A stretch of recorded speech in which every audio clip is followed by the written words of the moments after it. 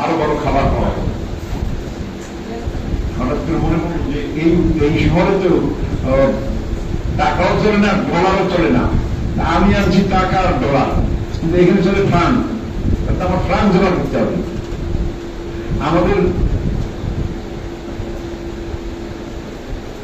বিদেশে যাওয়ার জন্য আমাদের কাছে কি ক্রাইটেরিয়া শিক্ষা ছিল, ওই শিক্ষার মধ্যে প্রথম ঠিক করবো তোমাকে ওই দেশের মানিয়ে নিতে হবে, ওই দেশের পোশাক নিতে হবে, ওটা গরমের দেশ না ঠান্ডার দেশ না নাতিশীল উষ্ণ অঞ্চল, এটা তোমাকে আগে থেকেই টার্গেট করে নিতে হবে।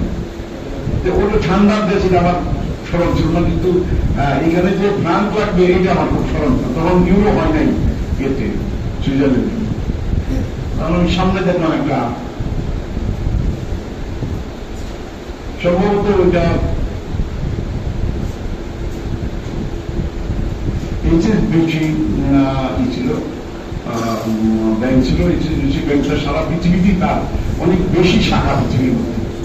এইচএসবিসি ব্যাংকের একটা সাইনবোর্ড থেকে আমি ওখানে আস্তে আস্তে আগায় এলাম, ওখানে অনেক বেশি বরফ জমছে, ব্যাংকটার চতুর্দিকে বরফ, আর প্রায় 25-26 জনের মতো মানুষ দাঁড়ায় আছে সিরিয়ালে পাওয়ার জন্য, প্রাণ নেওয়ার জন্য বা টাকা পয়সা নেওয়ার জন্য।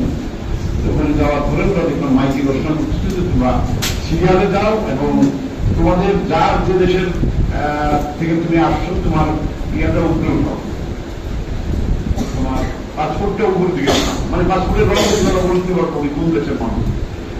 ওরা ওই সবাই আমরা পাসপোর্টের ডিউটি দাঁড়ায় দেখলাম, আর ওখান থেকে মাইকে ঘোষণা করলো যে যারা শরীর জাতি না, অন্য দেশের লোক এখানে তুমি ব্যাংকে আসছো, তোমরা